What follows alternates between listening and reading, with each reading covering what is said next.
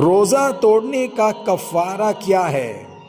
یہ سوال بھی اکثر رمضان المبارک میں پوچھا جاتا ہے، تو یہ جان لیجئے فرض روزہ یعنی رمضان کا روزہ توڑنا بہت بڑا گناہ ہے، اور ساتھ میں اس روزے کے توڑنے پر شریعت کی طرف سے سزا دی جاتی ہے، جسے کفارہ کہتے ہیں۔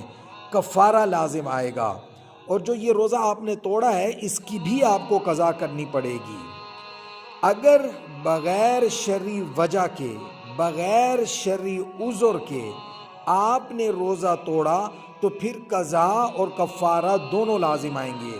لیکن اگر کوئی شرعی وجہ بن گئی، بہت سخت بیمار ہو گئے، جان کے اوپر بن چکی ہے، تو اس صورت میں ڈاکٹر اگر آپ کو یہ کہتا ہے آپ روزہ توڑ لیں تو اس صورت میں آپ کے اوپر کفارہ نہیں ہوگا۔ اب بغیر شرعی وجہ کیا ہے؟ مجھے بھوک لگ رہی تھی، برداشت نہیں ہو رہا تھا تو میں نے روزہ توڑ دیا، مجھے پیاس لگ رہی تھی تو میں نے روزہ توڑ دیا۔ تو بغیر شرعی وجہ کے جب آپ روزہ توڑیں گے تو پھر قضا اور کفارہ دونوں لازم ہوں گے۔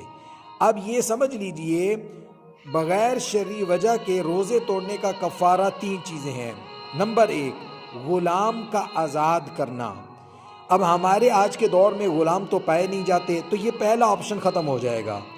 اس کے بعد دوسرا آپشن کہ 60 روزے متواتر رکھنے ہوں گے۔ ایک روزے کا بھی بیچ میں اگر ناغہ کر دیا تو پھر دوبارہ شروع سے روزے رکھنے ہوں گے۔ سمجھ رہے ہیں جی؟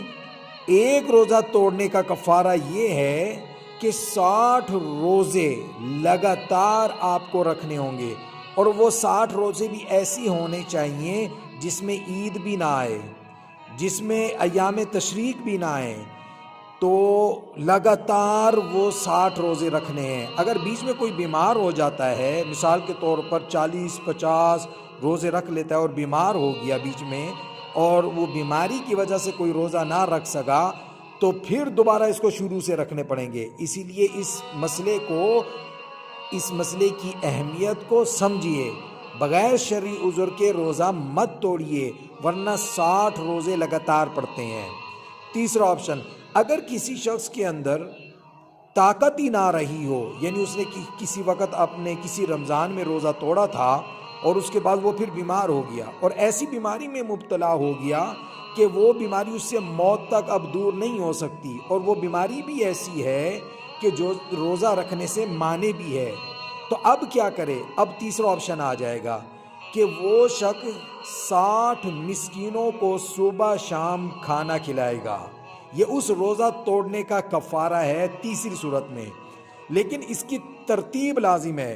پہلا کیا تھا؟ غلام کو آزاد کرنا، وہ اب پایا نہیں جاتا، تو پھر دوسرا آپشن آئے گا کہ 60 روزے مسلسل رکھنے ہیں، بیچ میں ایک روزے کا بھی ناغہ نہیں کرنا ہوگا۔